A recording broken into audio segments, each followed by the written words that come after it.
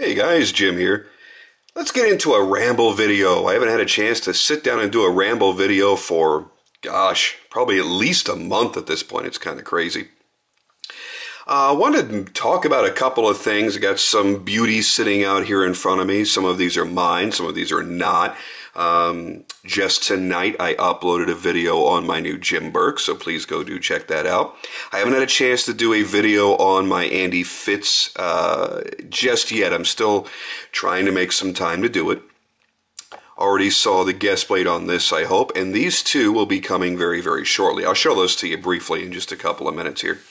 But so let's see what's been going on. We've been talking a lot about values lately, about the secondary market values and how insane things have gone. If you haven't seen it yet, check out my guest blade video on the zero tolerance 888. There was a lot of conversation about that because we saw one guy sell two knives at over $3,000 on a production 888 on a $500 knife. And the shit's just getting, oh my God, out of hand. Absolutely out of hand. I mean, at $3,000, I mean, that's incredible. You could buy the Salmonero at secondary market value and still have enough money left for almost one of almost any of these other knives sitting out here. That's how crazy that really is. And I'm sorry, the 888's a really nice knife. It's really cool. But it's not the level of a hand-built custom. It's not the level of this Monero. It's not the level of this Burke or this Brian Ty or the R.J. Martin. It just doesn't hold a candle to anything sitting here, yet you could buy all of these individually for less than what those guys were paying. So I'm kind of hoping that the market starts to really smarten up and balance out soon. I mean, it doesn't really affect me on a day-to-day basis, and it's probably not going to affect you on a day-to-day basis if you think of it just like that. Well, that's a knife I wasn't going to buy anyway, or I can find some other way to get it. But we're seeing it running rampant. I mean, it's going from, you know, we expect it to be in the high-end custom world, right? You know, you take a look at, you know, any Brad Southard. You know, my Tarsus here, he made 7 of these things. Everything he makes goes way up in value. I mean, this is easily a $3,500 knife at this point. And as much as I love it and as amazing and perfect as it really is, I don't know that I would spend $3,500 on it. So I don't know who's really more to blame. Is it the sellers? Or is it the people that are paying the money? I think it really comes down to that. If people stopped spending the money, then the sellers wouldn't try to get that much out of them. So, I don't know. I've already talked about it exhaustively in other videos, and I've heard a lot of your opinions, and they've been great opinions, and thank you for sharing those. I just hope at some point it kind of changes and balances out a little bit, honestly. So let's see, some exciting news. For those who have been emailing me and sending me Facebook messages and everything else about the Hyperdive, we're really, really super close right now to launching the website. At this point, we're simply just waiting for the bank to hook up our ability to accept credit cards. That's it. Everything else is built, done, ready to go. Everything's ready for pre-order, but they keep telling us in a few days or a week, and they've said that to us for 2 weeks in a row. So believe me, guys, I have an itchy trigger finger. I want to get the website launched as well. But it is going to be coming. Don't worry. It's just, I just got to wait for that one switch to flip. Other cool news. For those that follow me on Instagram, you already know this, but I did announce last week a really exciting opportunity for me. I partnered up with Frank Fisher, and we did our first collaboration knife, and my first collaboration knife. And we were overwhelmed with the responses. I mean, because we really didn't have a lot of details to put out. As a matter of fact, when I initially announced it, kind of like a soft announcement, before even sharing the pencil sketch of the knife, 2 people had already emailed in to reserve their spot. And guys, thank you. That was really, really awesome. But the next morning, we did announce it together. And we put up my little kindergarten sketch. Actually, it was Frank's interpretation of my kindergarten sketch. And we offered 20 knives. All the spots were filled within a matter of hours. So they're all sold. All deposits are paid. Everything's ready to go. I talked to Frank last night. And we are going to be working on a pricing structure because we knew the base price was $1,200. And it can go all the way up to $2,000 depending on options. So what we're going to do is we're going to break it down in columns. And you'll select from a column. Each column is going to have a set price. Let's say the base model is $1,200. You can select from these inlays that are going to be available. The next column over, you'll be able to get this larger list of inlays. And then one more column that goes even further beyond that. And then there's going to be 5 that will be premiums, that will be sole-authored, hand-forged Damascus by Frank, and it's going to be balls to the wall, no limits, whatever you want to do. And I think what we're looking at is about $2,000 on those. So basically, by the order of people that signed up on the list and paid their deposits, we'll go to you and say, okay, it's time to figure out what you want to do, and you'll, in that order, be given the opportunity to get one of the 5 premium pieces. We did have one dealer that stepped in and wanted to buy one, so we think we're going to make I think we're going to make 5 for that dealer. I'm not going to say who it is yet until everything's, signed, sealed, and delivered. So for anybody that did not get in on that short little window of opportunity that we had, you will have an opportunity through a specific dealer to be able to get one of the pieces that we're making specifically for them. Theirs will be different, I believe, than everybody else's. So that's pretty damn cool. I also did just more or less finalize a collaboration with another maker. I will not announce that until we're ready to go public with it. But that one's going to be a lot different, much, much, much lower price range. And we're probably going to make a few hundred of them. So there's going to be some wonderful opportunities there. And I really have you guys to thank for it. Thank you all so much for the support that you've shown me. And I'm glad that you like the kooky, crazy stuff that I come up with. I think we're going to have a lot of fun with them. And as the opportunities may or may not present themselves, I will try to take advantage of that and, maybe try to do some more in the future as well. So I thought that was pretty cool. I got to tell you, man, I'm still enjoying the shit out of this R.J. Martin. This modulator with the zirconium, the titanium, the mokutai, the mother of pearl, the beautiful Damascus. This thing is just an amazing, amazing knife. Could not be happier with it. It is wonderfully responsive. Killer action. I just sit there and flip it and play with it all day long.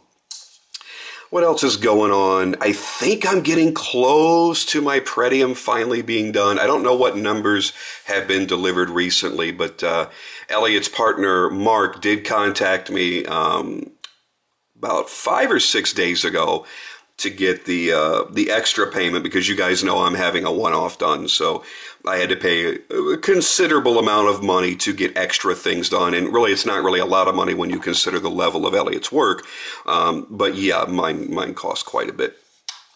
And I said, so are we still looking at maybe being able to get it in my hands by Christmas? He's like, I think so. So I'm not really sure yet. So Elliot, if you're watching this, you're bored, sitting around the shop, taking a little break, drinking a little Gatorade, going, hey, let's check out Jim's new ramble. Shoot me a text message, buddy. I'd love to know.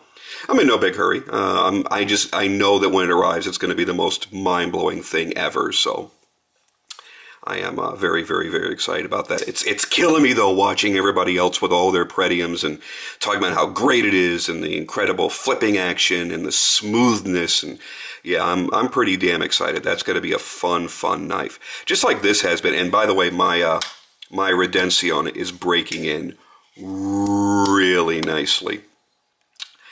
I love this friggin' knife. Pretty much over the past 2 weeks, the main knives I've been carrying are this one and my Jim Burke.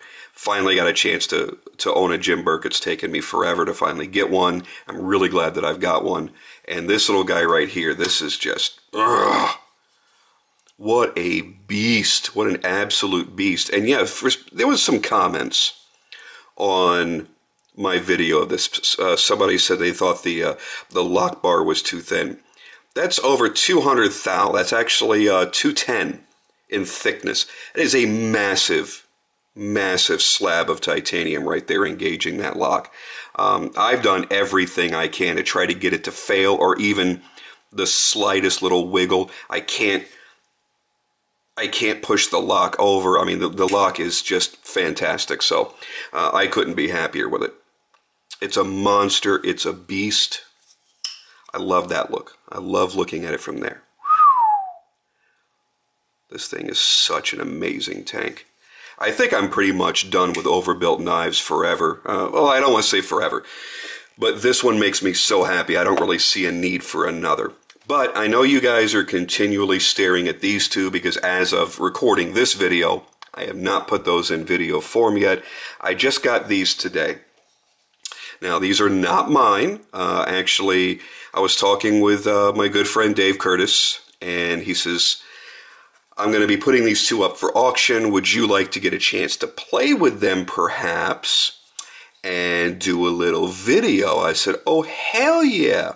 And this one's got some interesting background to it, too, because I have been bugging Dave for about a year to make the BMF again, as I had seen a picture of it that Vince at Fort Henry Custom Knives had taken. And when I first started talking to Dave Curtis, I said, oh man, I would love to get a BMF. He's like, well, I don't make them anymore. I haven't made them for a very long time, and I don't really see myself making them anytime soon. And I've literally bugged him every time I've talked to him. I've dropped that name in his ear pretty much every time we've talked over the past year. And I'm not saying I'm the reason that he's made it, but I'm certainly one of the reasons that he made it. So this is the only living, breathing example of a BMF anytime in recent times. And this was actually going to be mine, funny enough, but he had called me up the week I got back from the New York Custom Knife Show. And he says, okay, well, I got the BMF done. I wanted to make sure that, I offered it to you first and this and that. And I said, oh, shit, man. I said, all my play funds are gone. I bought so much stuff at the friggin' show that, I don't want, you guys know me, and I've talked about this philosophy before. I do not dig into my real money. I don't dig into my bank money, my family's money. I keep a play fund. I put money in there from time to time. And when I have enough in there for what I want, then I buy.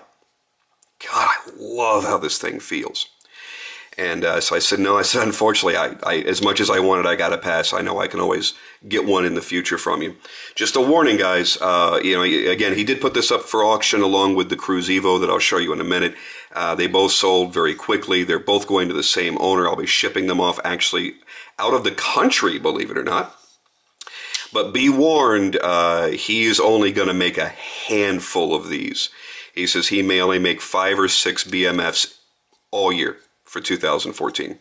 So if you're dying to get your hands on this massive, massive son of a bitch, then you're going to want to probably send him an email pretty quickly. I have not put this in the pockets. I don't know how it carries. I'm afraid I'd be so excited that once I put this in my pocket, I would impregnate my jeans. So I'm probably not going to put it in my pocket because, well, it's not mine. So I'm going to put that there. How did I have it? I had it this way. And we'll take a look at this beautiful Cruise Evo. Oh, look at that. And I love, he calls this the bridge backspacer. That is so gorgeous. It's done a fantastic job. Beautiful lightning strike carbon fiber, titanium, golden bronzed anodized bolsters and frame. Oops. Liner lock. Most of the Cruise Evos are frame locks, and that's the ones that he'll be offering in 2014 will be frame locks. He says he will make a couple, a few, a small select few will be in the liner locks with scales on both sides. This is a gorgeous harpoon style stainless Damascus. And I'm actually pretty envious of the guy that got both of these because they are just incredible. It's almost alien these days to hold a Curtis in your hands that doesn't have the big spot pivot on there. But I really like this clean look.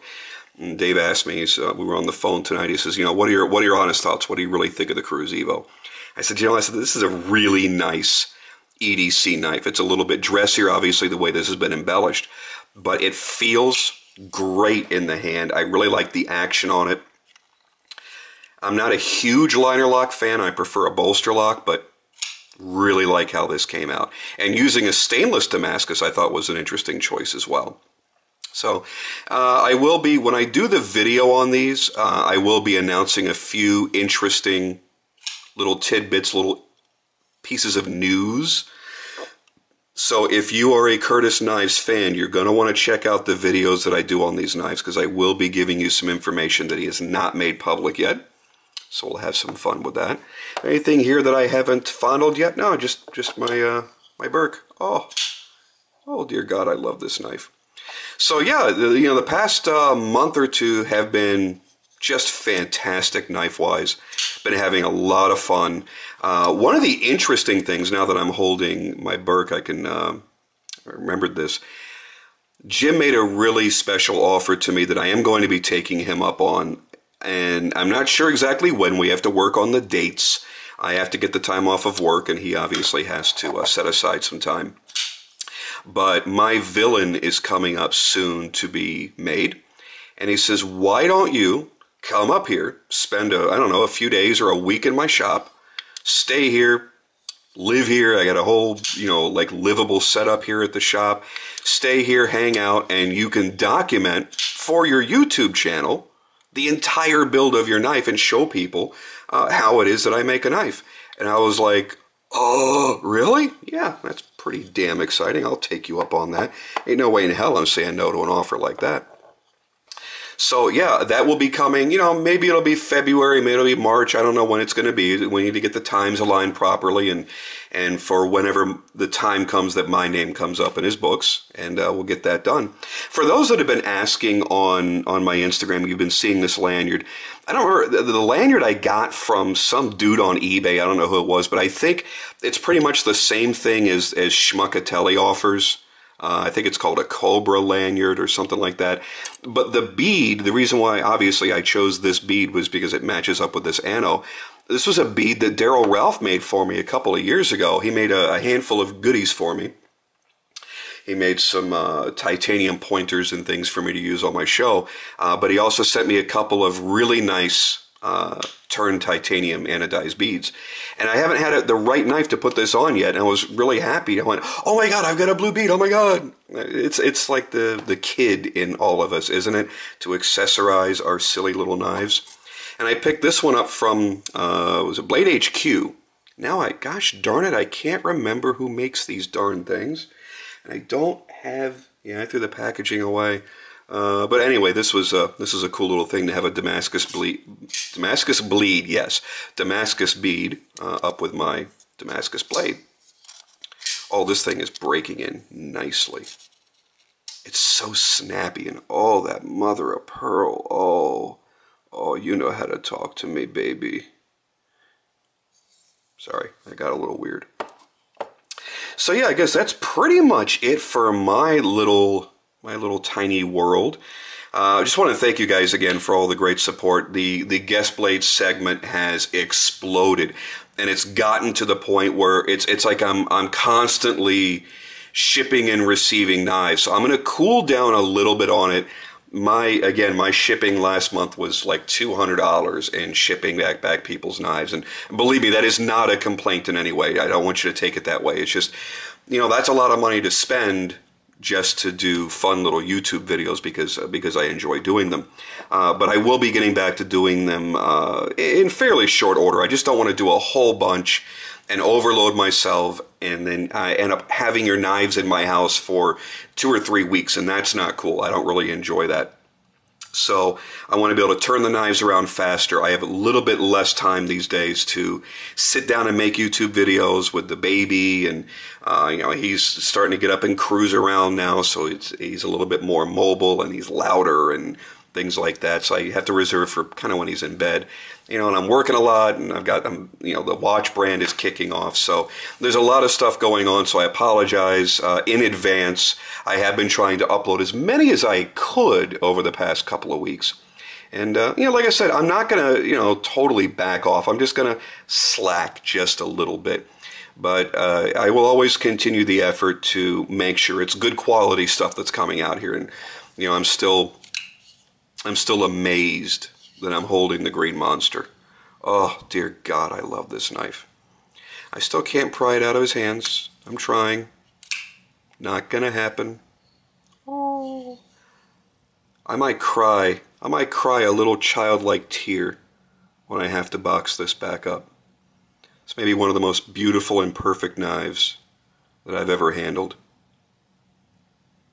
But you know what? That's what the whole Guest Blade segment is about. For all of us, myself included, to get a chance to play with really great things that we don't normally get a chance to play with. So thanks again for that, guys. All right, I think I'm going to cut it off here before my camera cuts me off.